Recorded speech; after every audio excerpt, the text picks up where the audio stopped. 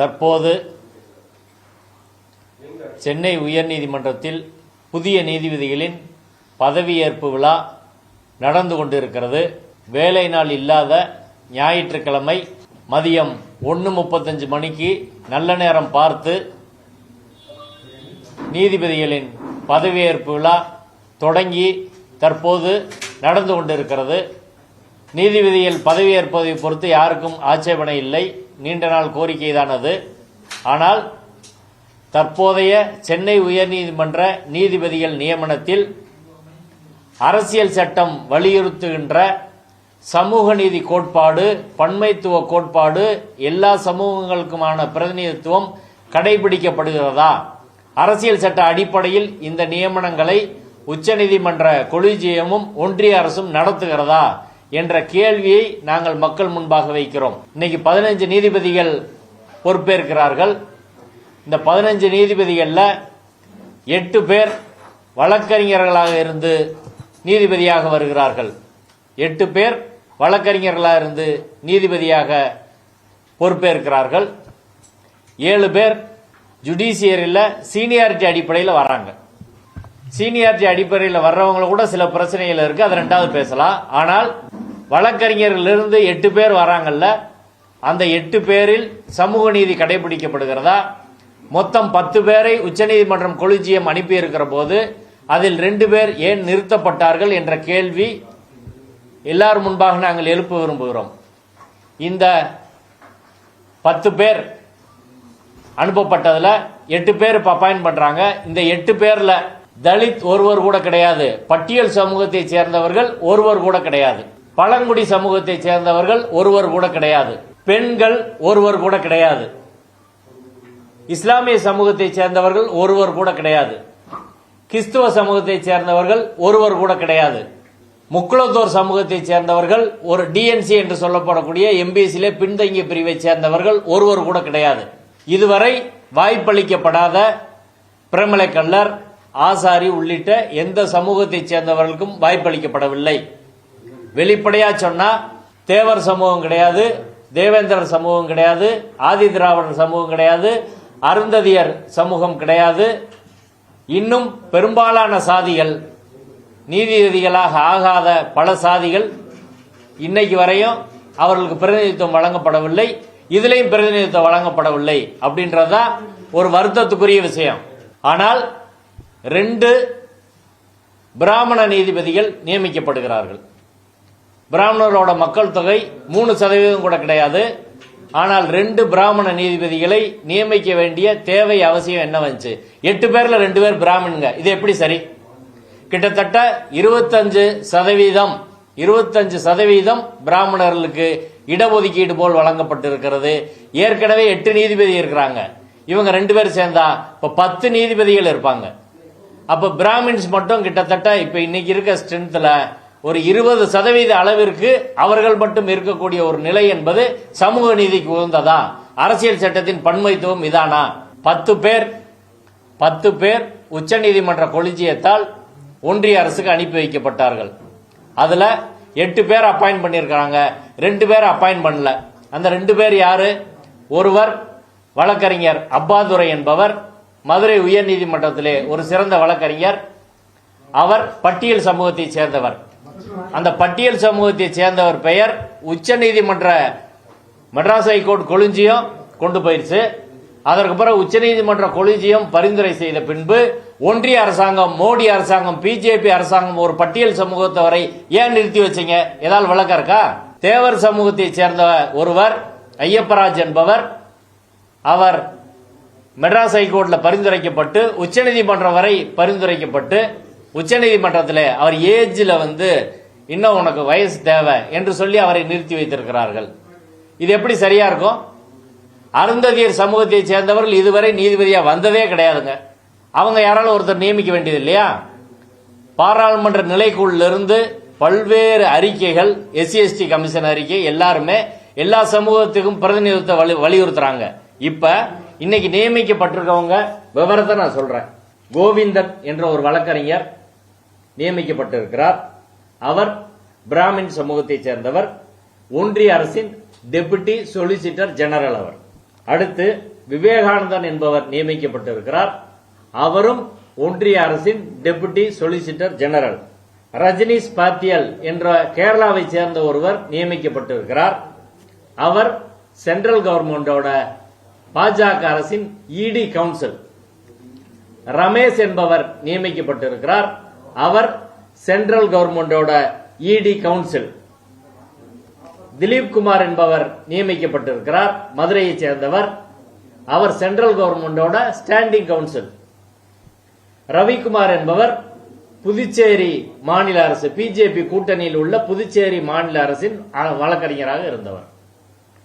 அப்ப மொத்தமே பிஜேபி காரர்கள், ஆர்எஸ்எஸ் பின்னணி கொண்டவர்கள், சென்ட்ரல் கவர்மெண்ட்ல பொறுப்புல இருக்கக்கூடிய வழக்கறிஞர்கள், பிராமணர்கள், இவர்கள் தான் அதிக எண்ணிக்கையில இருக்கிறார்களே தவிர இதை தாண்டி மற்ற சமூகங்களுக்கு பிரதிநிதித்துவம் வழங்கப்படுவதில்லை. அது ஏன் என்பதுதான் நம்ம கேள்வி. 1980 தான் பிற்படுத்தப்பட்ட சமூகத்தை சேர்ந்தவர் சுப்ரீம் கோர்ட்டுக்கே வராரு. 1989 தான் ஒரு பெண் சுப்ரீம் கோர்ட்டுக்கே வராங்க. இப்படி நீதித்துறையில பன்மைத்துவம் என்பது, எல்லாருக்கும் பிரதிநிதித்துவம் என்பது காலங்காலமா நடக்கவே இல்லை. ஏற்கனவே 8 பேர் பிராமணர்கள் இருக்கிறார்கள். இன்னும் 2 பேரை சேர்த்து இவங்க கொடுக்கறாங்கன்னா ஒரு சமூகத்துக்கு மட்டும் எப்படி 10 பேரை நீங்க கொடுக்க முடியும்? தேவர், தேவேந்திரர், ஆதி திராவிடர், அருந்ததியர், வன்னியர், கவுண்டர், இவங்க எல்லாரையும் சேர்த்தா கூட 10 பேர் கிடையாது. இது எப்படி சமூக நீதியா இருக்க முடியும்? 133வது லா கமிஷன் ரிப்போர்ட்ல மிக தெளிவாக எல்லா சமூகத்துக்கும் பிரதிநிதித்துவம் கொடுக்கணும் என்று சொல்கிறார்கள். அதை இந்த அரசு அமல்படுத்தவில்லை. அதற்கப்புறம் கடந்த ஆகஸ்ட் 1ஆம் தேதி 2025 வருடம் பாராளுமன்றத்திலே எழுப்பப்பட்ட கேள்விக்கு ஒன்றிய அரசின் சட்டத்துறை அமைச்சர் அர்ஜுன் ராம் மேக்வால் அவர்கள் ஒரு தெளிவான பதில கொடுக்கிறாரு. அதுல government is committed to enhance social diversity in judicial appointment என்று சொல்கிறார்கள். ஒன்றிய அரசாங்கம் நீதித்துறை நியமனத்திலே பல்வேறு சமூகங்களுக்கு பிரதிநிதித்துவம் வழங்குவதை உறுதியாக நாங்கள் பின்பற்றுவோம் என்று பாராளுமன்றத்தில் வெளிப்படையாக மோடி அரசு அறிவித்திருக்கிறது. எஸ்சி, எஸ்டி, ஓபிசி, மைனாரிட்டி எல்லாத்துக்கும் பிரதிநிதித்துவம் வழங்க நாங்கள் வலியுறுத்துவோம் என்று சொல்லி இருக்கிறார்கள். ஏற்கனவே சில மாதங்களுக்கு முன்பு சென்னை உயர்நீதிமன்றத்திலிருந்து சில நீதிபதிகள் பெயருக்கான பட்டியல் போச்சு. அதை ஒன்றிய அரசாங்கம் திருப்பி அனுப்பினாங்க. திருப்பி அனுப்பும்போது என்ன சொன்னாங்கன்னா, இதுல எஸ்சி, எஸ்டி, ஓபிசி, மைனாரிட்டிக்கு உரிய பிரதிநிதித்துவம் இல்லை, எல்லோருக்கும் பிரதிநிதித்துவம் இருக்கக்கூடிய ஒரு லிஸ்ட் அனுப்புங்கன்னு சொன்னாங்க. அப்படி ஒரு லிஸ்ட் இங்க போச்சு. அதை உச்சநீதிமன்ற கொலிஜியமே நிறைய பேரை காலி பண்ணிட்டாங்க. அடுத்து ஒன்றிய அரசாங்கம் காலி பண்ணியிருக்கிறாங்க. மக்கள் தொகையிலே சரிபாதி பிரதிநிதித்துவம் இருக்கக்கூடியவர்கள் பெண்கள். ஒரு பெண் கூட இவங்க 10 பேர் அனுப்புனாங்க. அதுல ஒரே ஒரு பெண் அனிதா ராமசாமி என்பவர் ஒரு பெண் தான் போனாங்க. அவங்க பேரை ஒன்றிய அரசாங்கம் நிறுத்தி வச்சுட்டாங்க. எதுக்கு நிறுத்தி வச்சீங்க? ஒரு பட்டியல் சமூகத்தை சேர்ந்தவர் நிறுத்தி வைக்கிறீங்க, ஒரு பெண்ணையும் நிறுத்தி வைக்கிறீங்க. காரணம் என்ன? சுப்ரீம் கோர்ட் கொலிஜியம் கிளியர் பண்ண பிறகு ஒன்றிய அரசாங்கம் ஏன் நிறுத்தி வைக்கிறது? பெண்களுக்கு இன்னைக்கு நாங்க டீலிமிட்டேஷனோட இணைந்து நாங்கள் இடஒதுக்கீடு வழங்குகிறோம் என்று சொல்லக்கூடிய ஒன்றிய அரசாங்கம் அதே பெண்களுக்கு உயர்நீதிமன்ற நீதிபதியாக நியமனம் செய்வதை எது தடுக்கிறது? அவர்கள் எந்த கோட்பாடு தடுக்கிறது? மனு நீதி கோட்பாடா? என்ன கோட்பாடு? ஒன்றிய அரசாங்கம் பதில் சொல்லணுமா இல்லையா? ஒரு எம்பிசி, டிஎன்சி சமூகத்தை சேர்ந்தவர்கள் கூட, தேவர் சமூகத்தை சேர்ந்தவர் கூட, தேவேந்திர சமூகத்தை சேர்ந்தவர் கூட இதுல நியமிக்கப்படல. பிஜேபி கட்சிக்கு இந்த 2 சமூகத்தை சேர்ந்தவர்கள் நிறைய அந்த கட்சியில் இருக்கிறாங்க. நயினார் நாகேந்திரன் இருக்கிறாரு, தேவர் சமூகத்தை சேர்ந்தவர். பிஜேபிக்கு எதிராக அந்த கேள்வி எழுப்புவாரா? ஏன் பின்தங்கிய தேவர் சமூகத்துக்கு ஏன் இடஒதுக்கீடு நீங்க நீதிபதி நியமனத்துல பரிந்துரை செய்ததை ஏன் ரிட்டர்ன் பண்றீங்க என்று அவர் கேட்பாரா? கேட்க மாட்டாரா? தேவேந்திர குல வேளாளர் சமூகம் நிறைய பேர் அதுல பிஜேபிக்கு ஆதரவா இருக்கிறாங்க. அவங்க எல்லாம் கேள்வி எழுப்புவாங்களா? எந்த அரசியல் கட்சியும் இது குறித்து ஏன் கேள்வி எழுப்பல? முதல்வர் விஜய் அவர்கள் இன்னைக்கு வாழ்த்து சொல்லியிருக்காரு. இந்த புதிய நீதிபதிகளுக்கு வாழ்த்து சொல்லியிருக்காரு. பத்திரிகையில இன்னைக்கு செய்தி வந்திருக்கு. அதே முதல்வர் விஜய் அவர்கள் சமூக நீதி பேசித்தான் ஆட்சிக்கு வந்தார். தங்கள் கொள்கை தலைவர் என்று பெரியாரை சொல்கிறார். சிறுபான்மை மக்களின் வாக்குகளை பெற்றுதான் வந்திருக்கிறார். இன்னைக்கு ஒரு முஸ்லீம் கூட கிடையாது, ஒரு கிறிஸ்டின் கிடையாது, ஓபிசிலையும் பிரதிநிதித்துவம் முறையாக கிடையாது, வாய்ப்பு மறுக்கப்பட்ட சமூகங்களுக்கு கிடையாது. அதே போல ஏராளமான பெண்கள் முதல்வர் விஜய் அவர்களுக்கு ஓட்டு போட்டாங்க. அப்படி பெண்கள் எல்லாம் இவ்வளவு ஓட்டு போட்டிருக்கும் போது ஒரு பெண் கூட இல்லாததை அவர் கண்டிப்பாரா, பேசுவாரா, பேச மாட்டாரா? அப்ப சமூக நீதி கோட்பாட்டில் நம்பிக்கை உள்ள எல்லாரும் பேசணும். அரசியல் சட்டம் என்னங்க சொல்லுது? ஆர்டிகல் 14 சட்டத்தின் முன் எல்லோரும் சமம், சட்டத்தின் முன் சம பாதுகாப்பு. ஆர்டிகல் 15 என்ன சொல்லுது? சாதி அடிப்படையிலே, மொழி அடிப்படையிலே, இன அடிப்படையிலே, மத அடிப்படையிலே பாகுபாடு பார்க்கக்கூடாது அப்படின்னு சொல்லுது. நீதிபதிகள் நியமனத்தில் மட்டும் பாகுபாடு பார்க்கலாமா? ஒரு முஸ்லீம் கூட இல்ல. உச்சநீதிமன்ற கொலிஜியம் இதுக்கு பதில் சொல்லுமா? ஒன்றிய அரசாங்கம் பதில் சொல்லுமா? அப்ப கொலிஜியம் என்ற சிஸ்டமே இன்னைக்கு ஃபெயில்ட் ஆயிருச்சு. நீதிபதிகள் தங்களை தாமே நியமித்துக் கொள்வது அப்படின்ற முறை என்பது இன்று தோற்று போய்விட்டது. அது கரெக்ட் சிஸ்டம் அல்ல, கரப்ட் சிஸ்டமாக, பாரபட்சம் செய்யக்கூடிய பயாஸ்டு சிஸ்டமாக மாறிவிட்டது. ஏன் நீங்க எல்லா சமூகத்துக்கு பிரதிநிதித்துவம் உச்சநீதிமன்றம் கொடுக்க மாட்டேங்குது? உச்சநீதிமன்றம் சொல்லுது மற்ற அரசு நிர்வாகத்தில் எல்லாம் வெளிப்படைத்தன்மை இருக்க வேண்டும், எல்லோருக்கும் பிரதிநிதித்துவம் கொடுக்கணும், இந்த நாட்டில் எல்லாருக்கும் பிரதிநிதித்துவம் அரசு நிர்வாகத்தில் இருக்கணும் என்று சொல்லக்கூடிய உச்சநீதிமன்றம் இன்னைக்கு எல்லாருக்கும் ஏன் பிரதிநிதித்துவம் கொடுப்பதை மறுக்கிறார்கள்? காரணம் சொல்லணுமா இல்லையா? அப்ப உச்சநீதிமன்ற கொலிஜியம் பரிந்துரை செய்வதில் ஒன்றிய அரசு நீதிபதிகள் நியமனத்தில் வெளிப்படைத்தன்மை இருக்கா? சுப்ரீம் கோர்ட் ஜட்ஜு, ஹைகோர்ட் ஜட்ஜில் வெளிப்படைத்தன்மை இருக்கான்னு நாங்க கேட்கிறோம். எல்லாருக்கும் வெளிப்படைத்தன்மையை உச்சநீதிமன்றம் போதிக்கிறது. ஆனால் நீதிபதிகள் நியமனத்தில் என்ன வெளிப்படைத்தன்மை இருக்கிறது? ஏற்கனவே 2023 ஜனவரி மாதம் நீலகண்டன் என்ற ஒரு வழக்கறிஞர், ஜான் சத்யன் என்ற ஒரு சீனியர் அட்வொகேட், இன்னைக்கு அவர் ஸ்டேட் பப்ளிக் ப்ராசிக்யூட்டரா இருக்கிறாரு, ஸ்டேட் பிபியா இருக்காரு. இந்த ஜான் சத்யன் அவர்களும் நீலகண்டன் அவர்களும் ஏற்கனவே 2023 பரிந்துரை செய்து அனுப்பப்பட்டார்கள். உச்சநீதிமன்ற கொலிஜியம் அனுப்பிடுச்சு. இன்னைக்கு வரை சென்ட்ரல் கவர்மெண்ட் அப்பாயின்ட் பண்ணல. இதை யார் கேட்கறது? என்ன அநியாயம்? ஜான் சத்யன் அவர்களுக்கு என்ன சொல்றாங்க? மிக திறமையான வழக்கறிஞர் அவர். கிரிமினல் சைட்ல குறிப்பிட்ட சில முக்கியமான வழக்கறிஞர்கள், தமிழ்நாட்டில் ஒரு வழக்கறிஞர் அவர். அவர் காரணம் என்ன சொல்றாங்க? மோடிக்கு எதிராக ஒரு சின்ன ட்வீட் போட்டாரு, இதான் காரணம்னு சொல்றாங்க. இப்படி ஒரு காரணத்தால் ஒருத்தர் நிறுத்த முடியுமா? முதல்ல அப்படி நிறுத்தினாங்க. உச்சநீதிமன்றம் கொலிஜியம் மறுபடியும் கூடி என்ன சொல்லுச்சுன்னா, ஜான் சத்யன் அவர்களை நியமித்து விட்டுத்தான் இப்போது நீதிபதியாக இருக்கக்கூடிய விக்டோரியா கௌரி அவர்கள், கே ராமகிருஷ்ணன் உள்ளிட்ட நீதிபதிகளை நியமிக்க வேண்டும், சீனியாரிட்டியை நீங்க ஃபாலோ பண்ணுன்னு உச்சநீதிமன்றம் சொன்னாங்க. ஆனால் ஒன்றிய அரசு இன்னைக்கு வரை அதை ஃபாலோ பண்ணல. இன்னைக்கு உச்சநீதிமன்ற தலைமை நீதிபதி இதை கேட்பாரா, கேட்க மாட்டாரா? இப்படி எல்லாம் நீதித்துறை சரியாக செயல்படாததால் இன்னைக்கு நல்சார் யூனிவர்சிட்டிக்கு உச்சநீதிமன்ற சிஜே வருகிறேன் என்று சொல்கிற போது பட்டமளிப்பு விழாவில் உச்சநீதிமன்ற தலைமை நீதிபதி கலந்து கொள்ள கூடாது என்று அந்த மாணவர்கள் போராட்டம் நடத்துறாங்க, வேணான்னு சொல்றாங்க. இப்படி ஒரு அவமானம் உண்டா? இது உச்சநீதிமன்றத்துக்கான தலைமை நீதிபதிக்கான தனிப்பட்ட அவமானம் கிடையாது, ஒட்டுமொத்த உச்சநீதிமன்றத்துக்கும் இந்திய நீதித்துறைக்குமான அவமானம். ஒரு தலைமை நீதிபதி பங்கனுக்கு வர வேணாம், அவர் கையால் நாங்கள் பட்டங்களை வாங்க விரும்பவில்லை என்று மாணவர் சொல்லும் ஒரு மோசமான நிலை தான் இன்னைக்கு இந்த நாட்டில் இருக்குது. இது எப்படி சரியா இருக்கும்? அப்ப நீதித்துறை மற்றவர்களெல்லாம் சொல்லக்கூடிய நீதித்துறை இன்னைக்கு ஞாயிற்றுக்கிழமையில வரலாற்றில் இல்லாத வகையில் ஞாயிற்றுக்கிழமை வைக்கிறாங்க.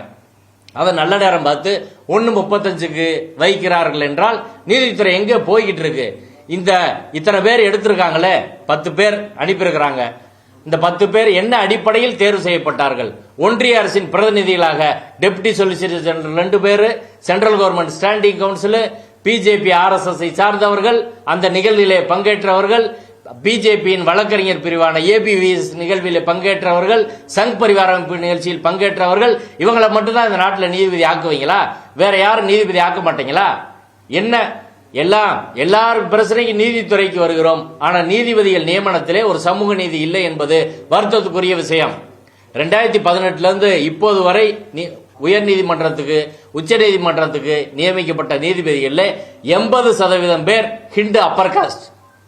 80% பேர் அவர்கள் கொடுத்து விட்டு மீதி 90% இருக்கக்கூடிய SC ST OBC மைனாரிட்டி மக்களுக்கு, மீதி 90% இருக்கக்கூடிய மக்களுக்கு 20% கூட இல்லாத ஒரு நிலைதான் இந்த நாட்டிலே இருக்கிறது.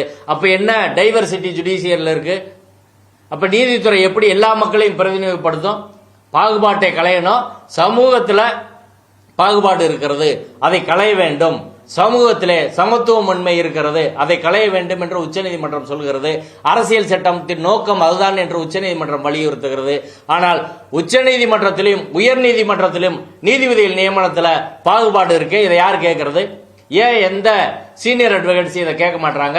ஏன் எந்த பொலிட்டிக்கல் பார்ட்டியும் இது குறித்து பேச மறுக்கிறார்கள்?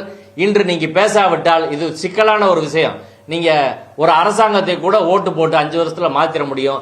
ஆனால் நீதிபதிகள் நீங்க பெர்மனண்டா இருக்கக்கூடியவங்க, அதிலே போதிய பிரதிநிதித்துவம் எல்லா சமூகங்களுக்கும் இல்லை என்றால் இந்தியாவின் பன்முகத்துவத்தை ஜுடிஷியரி பிரதிபலிக்காது. சரி, எல்லாத்துலயும் ரிசர்வேஷன் இருக்குல்ல, ஏன் ஹையர் ஜுடிஷியரில் ரிசர்வேஷன் இல்ல? ஏன் ஹைகோர்ட்ல ரிசர்வேஷன் வச்சா என்ன பிரச்சனை? நாட்டில் எல்லா துறையிலும் இன்னைக்கு ரிசர்வேஷன் இருக்கு. ஏன் மேல் சாதி இந்துக்களுக்கு 10% இடஒதுக்கீடு இருக்கிறது, என்ன அதுல உங்களுக்கு பிரச்சனை ஆயிடுச்சு? ஏன் அப்ப ஹைகோர்ட்ல வைக்கக்கூடாது? ஏன் சுப்ரீம் கோர்ட்ல வைக்கக்கூடாது? அதுல என்ன சிக்கல் இருக்கு? இப்போ உச்சநீதிமன்ற நீதிபதிகள் எண்ணிக்கை 34 38 ஒரு சட்டம் கூட கொண்டு வராம ஆர்டினன்ஸ் போட்டு அவசரமா நிறைவேற்றுறாங்க. அப்படி என்ன அவசரம் இருக்கு? அவசரமாக நிறைவேற்றி 4 நீதிபதிகளை நியமிக்கிறீங்களே, மற்ற சமூகங்களாம் பிரதிநிதித்துவம் கொடுக்கறதுக்கு ஏன் ரிசர்வேஷன் கொண்டு வரக்கூடாது? ரிசர்வேஷன்ல நாடு என்ன கெட்டு போச்சு? ரத்னவேல் பாண்டியன் தமிழ்நாட்டில இருந்து ஓபிசி பிரிவில் 1980 போனாரு. அவர் கொடுத்த மாதிரி தெளிவான தீர்ப்புகளை, ரிசர்வேஷன் தொடர்பான தீர்ப்புகளை வேறு நீதிபதி கொடுத்திருப்பாங்களா? என்ன ரத்னவேல் பாண்டியன் நீதிபதியாக இருந்திருக்கிறாரு. எத்தனையோ பட்டியல் சமூகத்தை சேர்ந்தவர்கள் உச்சநீதிமன்ற நீதிபதியாக இருந்திருக்கிறார்கள், உச்சநீதிமன்ற தலைமை நீதிபதியாக இருந்திருக்கிறார்கள். ஜுடிஷியரி கெட்டு போச்சா? அப்ப ஏன் ரிசர்வேஷன் கொடுக்க மாட்டீங்க? எனவே இன்று தமிழ்நாட்டு நீதித்துறையில் சென்னை உயர்நீதிமன்றத்திலே இன்று நடக்கக்கூடிய நீதிபதிகள் நியமனம் என்பது மிகப்பெரிய சமூக அநீதி. இங்கு ஆண்ட பரம்பரை என்று பேசுபவர்கள், பல்வேறு சாதி சங்கங்கள் வைத்திருப்பவர்கள், சமூக நீதிக்காக கட்சி வைத்திருப்பவர்கள், ஓபிசி சங்கம் வைத்திருப்பவர்கள் எல்லோரும் எதையோ பேசுகிறார்கள். கிருஷ்ணசாமி, திருமாவளவன் உட்பட பலரும் இந்த பிரச்சனைக்கு குரல் எழுப்ப வேண்டும். அனைத்து கட்சிகளும் குரல் எழுப்ப வேண்டும். திமுக பேசணும், அதிமுக பேசணும், காங்கிரஸ் பேசணும், கம்யூனிஸ்ட் பேசணும், விசிக பேசணும், பாமக பேசணும், தேமுதிக பேசணும். தமிழக சட்டப்பேரவையில் இதற்கான தீர்மானத்தை நிறைவேற்ற வேண்டும். டீலிமிட்டேஷனுக்கு தீர்மானம் கொண்டு வரணும் சொல்லக்கூடிய கட்சிகள் எல்லாம் நீதிபதி அந்த டீலிமிட்டேஷன் சரியா தவறா என்று தீர்மானிக்கக்கூடிய இடம் உச்சநீதிமன்றம், உயர்நீதிமன்றமோ. அங்க எல்லா சமூகத்துக்கு பிரதிநிதித்துவம் இல்லை என்றால் அங்க எப்படி சரியான நீதி வழங்கப்படும்? எனவே தமிழ்நாட்டு சட்டப்பேரவையிலே ஒரு தீர்மானம் நிறைவேற்றி நீதிபதிகள் நியமனத்தில் சமூக நீதி என்பது பின்பற்றப்பட வேண்டும் என்று, சமூக நீதி மட்டுமல்ல இடஒதுக்கீடு ஹையர் ஜுடிஷியரியில் கொண்டு வர வேண்டும் என்ற கோரிக்கையை எல்லோரும் எழுப்ப வேண்டும். ஏற்கனவே மோடி அரசாங்கம் பாராளுமன்றத்திலே உறுதி அளித்திருக்கிறார்கள், எல்லா சமூகத்துக்கும் பிரதிநிதித்துவம் தர்றோம்னு. உச்சநீதிமன்றத்தின் பல்வேறு தீர்ப்புகள் பன்முகத்துவத்தை ஏற்க வேண்டும் என்று இருக்கிறது. ஆனால் உச்சநீதிமன்றமும் அதை மீறி இருக்கிறது, மோடி அரசாங்கம் அதை மீறி இருக்கிறது. பல்வேறு பாராளுமன்ற நிலைக்குழுக்கள், SC/ST கமிஷன் ரிப்போர்ட் எல்லாத்தையும் தூக்கி ஓரத்தில் போட்டு அவர்கள் விரும்பியவர்களை நியமிக்கலாம் என்றால் இந்த கொலிஜியம் சிஸ்டம் வேணாம், ஒன்றிய அரசுக்கான அதிகாரம் வேண்டாம், ஒரு இண்டிபெண்டன்டான பாடி, ஒரு சுயேட்சையான நீதிபதி நியமனத்துக்கான ஒரு சுயேட்சையான அமைப்பு என்பது உருவாக்கப்பட வேண்டும்.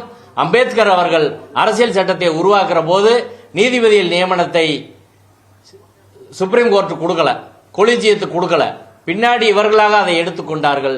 எனவே அம்பேத்கர் அவர்கள், நீங்க கான்ஸ்டிடியூஷன் டிபேட்ல பார்த்தா ஒரு நீதிபதிகள் நியமனத்துக்கு ஒரு இண்டிபெண்டன்ட் பாடி, ஒரு தனி அமைப்பு என்பது உருவாக்கப்பட வேண்டும் என்பதால் அம்பேத்கர் அவர்கள் அன்று சரியாக சொல்லி இருக்கிறார். இன்று நீதிபதிகள் நியமனத்துக்கு ஒரு தனி அமைப்பு உருவாக்கப்பட வேண்டும், உயர் நீதித்துறையில் இடஒதுக்கீடு வேண்டும் என்ற கோரிக்கையை நோக்கி மக்கள் பேச வேண்டும், கட்சிகள் பேச வேண்டும் என்பதற்காகத்தான் இந்த பத்திரிகையாளர் சந்திப்பை இங்கே நடத்துகிறோம். நாங்கள் எழுப்பிய கேள்விகளுக்கு எல்லோரும் பதிலளிக்க வேண்டும், பேச வேண்டும், விவாதிக்க வேண்டும். ஆமா, இல்ல 10 பேர்ல 8 பேர் எடுத்துக்கிட்டாங்க. ஒரு தலித், ஒரு விமன், 2 பேர் நிறுத்தி வச்சுக்கிட்டாங்க. ஆமா, இல்ல ப்ரீவியஸ் அனுப்பின மொத்தமா ரிட்டர்ன் பண்ணிட்டாங்க. அது போன வருஷம் 2025 ஒரு பட்டியல் அனுப்புனாங்க. அந்த பட்டியலை ஒன்றிய அரசாங்கம் என்ன சொல்லி திருப்பி அனுப்புனாங்கன்னா, எல்லா சமூகத்துக்கும் இதுல பிரதிநிதித்துவம் இல்ல, அந்த லிஸ்ட்டை நீங்க திரும்ப எல்லாருக்கும் பிரதிநிதித்துவம் கொடுத்து அனுப்புங்கன்னு திருப்பி அனுப்பிட்டு இப்ப எல்லா சமூகத்துக்கும் பிரதிநிதித்துவம் இல்லாத ஒரு லிஸ்ட்டை இவங்க ஃபைனல் பண்றாங்க. குறிப்பா ஒன்றிய அரசின் வழக்கறிஞர்கள் தான், பிஜேபி அரசுக்காரங்க தான் பெரிய அளவில் இதில் நியமிக்கப்பட்டிருக்காங்க. Anitha OBC, Anitha OBC. ஐயப்பராஜா அவர் சுப்ரீம் கோர்ட்ல நிறுத்தி வச்சிட்டாங்க. ஐயப்பராஜு ஓபிசி தான், சுப்ரீம் கோர்ட் கொலிஜியமே அவர் பேரை டெஃபர் பண்ணிட்டாங்க.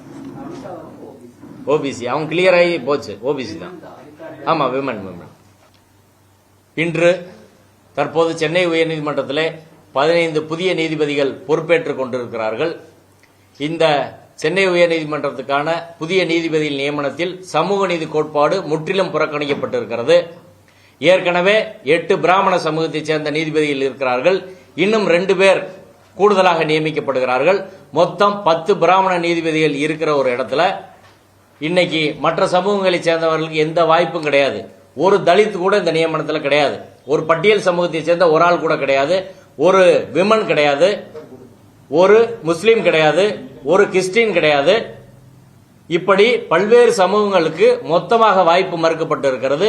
ஏற்கனவே வாய்ப்பு மறுக்கப்பட்ட டிஎன்சி என்று சொல்லக்கூடிய பிரமலை கல்லர் சமூகம், ஆசாரி சமூகம் உள்ளிட்ட வாய்ப்பு மறுக்கப்பட்ட சமூகங்கள் யாருக்கும் இதுல ரெக்கமெண்ட் பண்ணல, அப்பாயிண்ட் பண்ணல. அருந்ததியர் சமூகத்தை சேர்ந்தவர்கள் இதுவரை நீதிபதியா வந்ததே கிடையாது. அவங்களுக்கெல்லாம் ரெப்ரசன்டேஷன் வேணும்னு எல்லாரும் கோரிக்கை வச்சோம். ஆனால் இதிலும் புறக்கணிக்கப்பட்டு இருக்கிறது. உச்சநீதிமன்ற கொலிஜியத்திலிருந்து ஒன்றிய அரசுக்கு 10 வழக்கறிஞர்கள் பட்டியல் அனுப்பப்பட்டது. அதுல 2 பேரை அவங்க நிராகரிக்கிறாங்க. ஒரு பட்டியல் சமூகத்தை சேர்ந்தவர் நிராகரிக்கப்பட்டிருக்கிறார். இன்னொரு பெண் நிராகரிக்கப்பட்டிருக்கிறார். மோடி அரசாங்கம் நாங்க பெண்களுக்கு இடஒதுக்கீடு பாராளுமன்றத்தில் டீலிமிட்டேஷனோட சேர்த்து கொடுக்கிறோம் அப்படின்னு சொல்லக்கூடியவங்க இன்னைக்கு பெண்கள் பிரதிநிதித்துவத்தை ஏன் மறுக்கிறீங்க? அம்பேத்கர் பேரை அடிக்கடி மோடி சொல்றாரு. ஆனால் பட்டியல் சமூகத்தின் பிரதிநிதித்துவம் திட்டமிட்டு பறிக்கப்படுகிறது. இதற்கு ஒன்றிய அரசு பதில் சொல்லுமா? தமிழ்நாடு பாஜக தலைவர் நயினார் நாகேந்திரன் பதில் சொல்லுவாரா?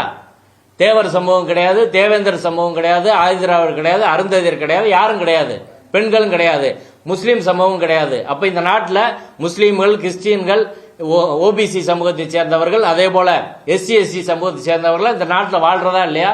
சுப்ரீம் கோர்ட் எல்லாருக்கும் ஆனதானே? ஹைகோர்ட் எல்லாருக்கும் ஆனதானே? எல்லாருக்கும் பிரதிநிதித்துவம் வழங்கணும்னு சொல்லி பாராளுமன்றத்தில் உறுதி கொடுத்த ஒன்றிய அரசாங்கம் அதை நேரடியாக மீறுகிறது. நீதித்துறை நியமனங்கள் எதுவுமே வெளிப்படையாக இல்லை. அது ஒரு சந்தேகத்துக்குரியதாக இருக்கிறது. தான் காக்க வேண்டிய அரசியல் சட்டத்தை உச்சநீதிமன்றம் மீறுகிறது. தான் காக்க வேண்டிய அரசியல் சட்டத்தை மோடி அரசாங்கம் மீறுகிறது. எனவே எல்லோரும் இந்த அப்பாயின்மெண்ட்டை எதுக்கணும். எல்லா கட்சிகளும் பேசணும், மக்களும் பேசணும். நீட் பிரச்சனையை போல இதுவும் ஒரு முக்கியமான பிரச்சனை, டீலிமிட்டேஷனை போல இதுவும் ஒரு முக்கியமான பிரச்சனை. எனவேதான் அனைவரும் குரல் எழுப்ப வேண்டும் என்று இந்த பத்திரிகையாளர் சந்திப்பின் வாயிலாக கோருகிறோம்.